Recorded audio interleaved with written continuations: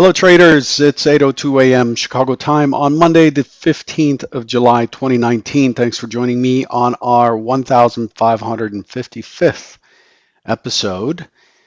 Been doing this a while. Derivatives trading involves substantial risk of loss and is not suitable for all investors. Past performance is not necessarily indicative of future results. This morning, the sentiment overall is risk on. The DAX leading the pack up 61.5 points, 62 points, up 0.5%. Crude is trading at 60.53, just about, I think, 10 cents higher than it was on, no, it's actually 30 cents higher than it was, where it settled on Friday, up 0.5% as well, followed by the Russell, up 6.4 points, 0.41%. Interestingly, the Bund is higher this morning, 54 ticks, followed by the NASDAQ, up 0.29%. The laggard today is the British cable, the Japanese yen, the euro, the 10 year is down just one tick. In the futures pricing, the bonds are unched on the day. The dollar's up 6 cents. Gold is up $1.80.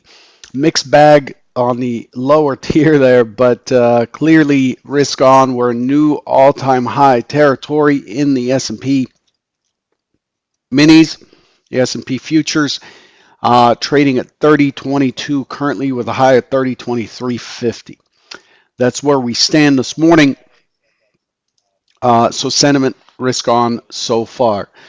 Well, while I'm doing this, I want to make sure I take a moment and let everybody know, at least at the beginning and at the end, that there's an AMA, a public AMA scheduled for this Thursday, July 18th at 4:30 p.m. Eastern. The link to register for that is the number 2ct.pro/July 2019 AMA. And that's case sensitive. July, capital J, 2019 AMA, all in capital letters. You'll see this also. I'll dump this in the chat box as well to make it easier for you to register if you like. And it'll be on my Twitter. And if you're on the Convergent or futurestrader71.com mailing lists, you'll get an invitation to that. And the goal here is to pre-submit the questions and to make it so that we address the questions that may be of interest to the entire spectrum of listeners. So again, an AMA scheduled with me, scheduled this Thursday at 4:30 p.m. Okay? So back to business.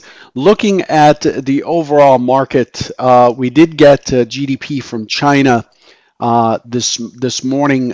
China GDP, Q2 GDP saw its slowest annual growth since 1992. Q on Q came in 1.6 versus 1.5 estimated. Year on year, 6.2 in line. So China's June data showing positive effects from stimulus measures. June industrial production handily beat expectations, 6.3 versus 5.2% year on year. Retail sales year on year, 9.8 versus 8.5. But again, GDP is kind of grinding a little bit. Other than that, there's really not much worth mentioning here. The President of the United States is considering. There's a news that from NBC that the President of the United States is considering removing Commerce Secretary Ross. So further recycling in the swamp there. And then Feds Williams released some comments at 7:50 Central, 8:50 Eastern. Nothing really market moving. Here's what we expect for today in terms of the calendar. There is nothing at all scheduled for today. So it's all about, it's either going to be a very, very, very slow grind, much like Friday morning, or news will push us around. There's quite a bit on the calendar for the rest of the week. The Great Britain has its claimant count. The zoo figure comes out tomorrow from Germany, U.S. retail sales.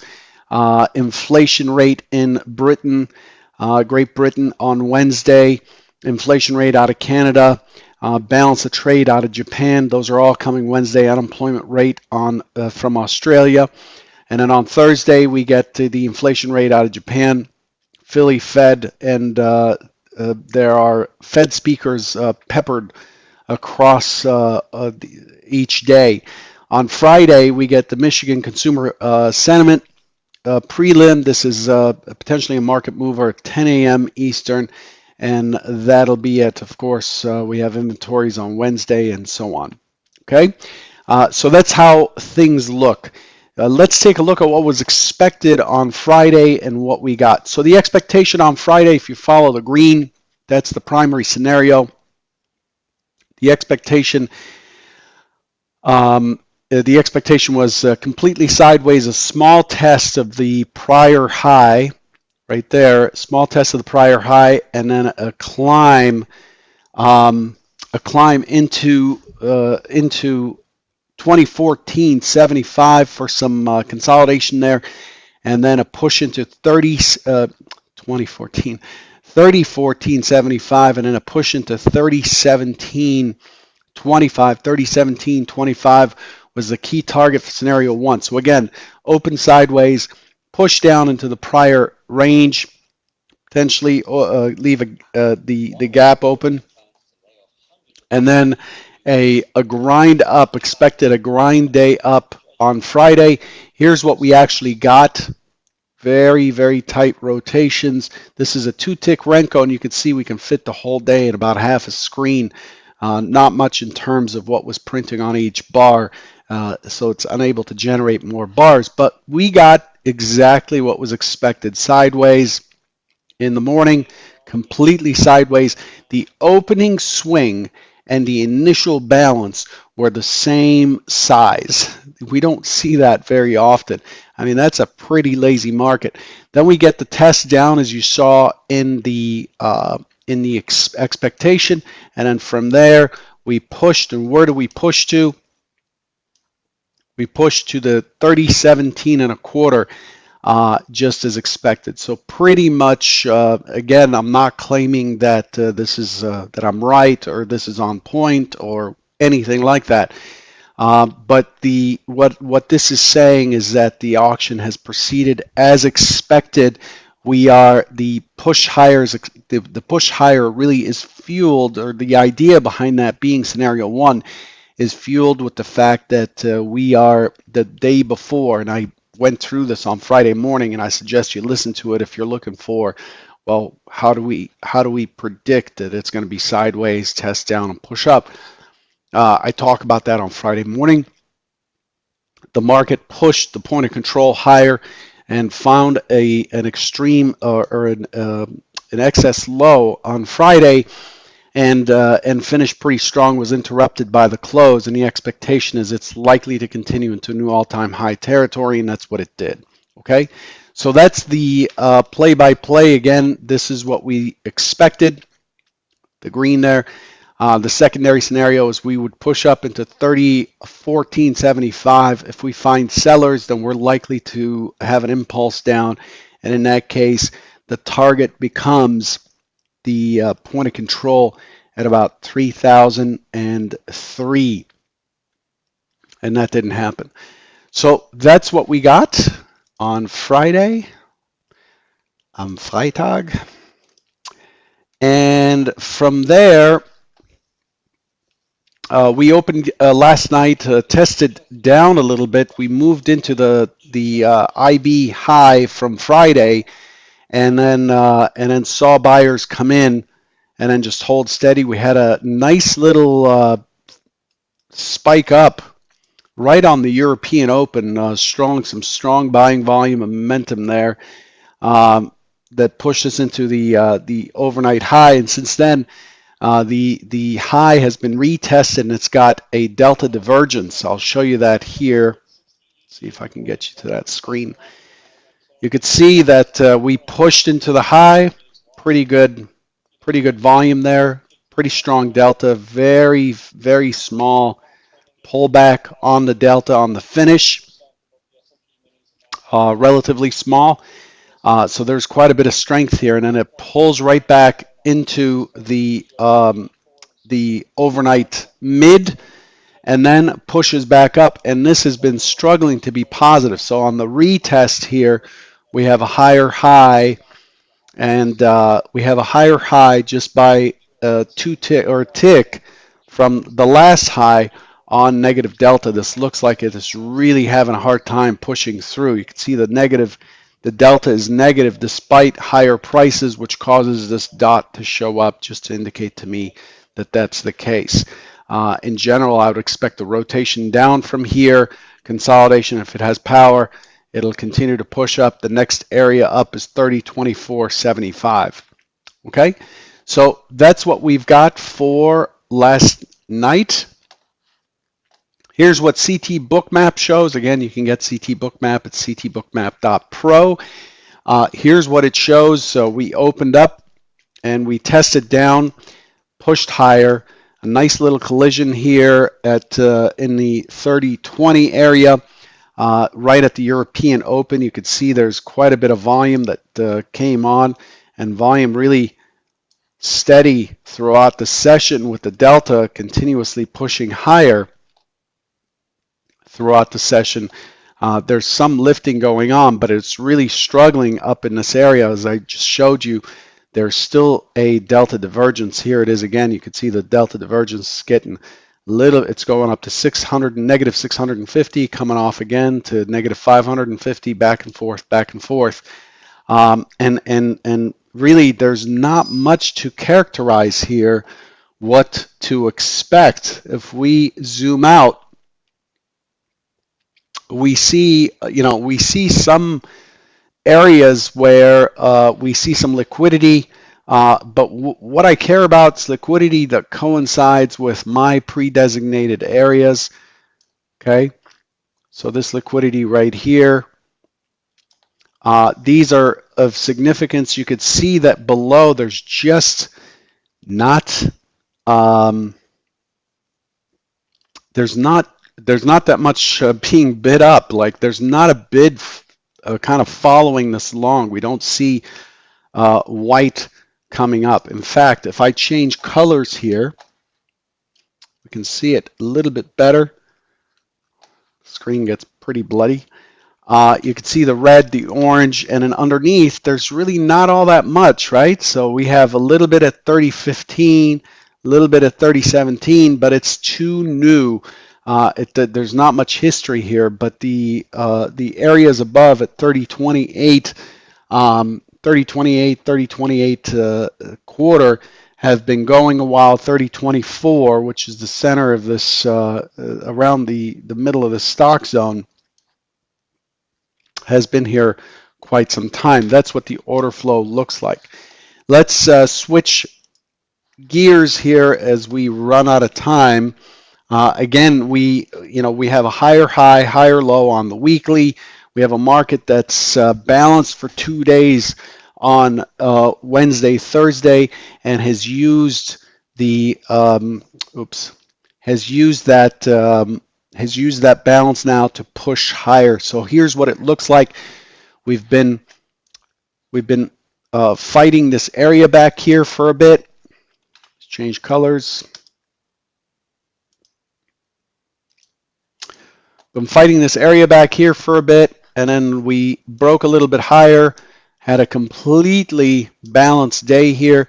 The next day we tested down, we found an extreme low, and then we moved the point of control higher, and then the next day we gapped up. We gap open at 3009. The expectation is to test down and then push higher, and we're up here this morning. We're up against the overnight point of control. We're in a gap zone. We're at new all-time highs, expecting more of the same. Open auction that could potentially test down and then push higher and grind up into 3024. We're at 3021 now, so that's not enough range. Let me adjust the scale. So there we go. So this morning, the primary scenario is an open auction that sits sideways, not expecting much to play on. Some responsive selling into the prior high. The close on Friday was relatively strong. I expect it to push up into 3024. 3027 has quite a bit of confluence. I'm expecting this area to kind of build a high volume node and then test higher and fail back into this 3027 area into the close. Again, I'm playing off of what the market is already doing and is already showing us, and that is it is relatively strong. Um, it's relatively strong, and it's got still seems like it's got more room to the upside. Citigroup announced this morning, and they beat estimates, and the earnings season kicks back in. Secondary is going to look a lot really familiar. A push into 3024 and maybe 3026, and then an impulse down that brings us back into the opening swing, and then we start to shift down into the prior day's range, 3017 and a half, and then potential test of 3014. And if it's not able to come back out, then it's likely to test the point of control the prior day at about 3010. Okay, so that's scenario 2. So what my job here in the morning is to see what kind of action we get, um, into any of the significant levels. If the market's able to lift well, if liquidity gets pulled, or if the liquidity gets consumed on the offer, then I'm going to look to buy a pullback. If we do push into liquidity into a key area as outlined here, and we see that the market's having a hard time breaking through, or it's just nibbling, or there are icebergs there, then it's worth it for me to get short and look for the rotation back into scenario 2. So any pullback into the prior day's range, 2018 to 3018 to 3017 half, it's tough for me to believe that it's at 3000. So I keep saying 20. And so we pull back to 3017 or so and look for buyers to come in and bid that up. If that's the case, then we look to get long, push, hold through the 2075, hold through the 2475, and look for 2775 after scaling out for risk. That's what I'm looking for this morning. Anyway, I'll leave you with that. Again, I want to remind you there's an AMA. Whoa, where's the rest of it?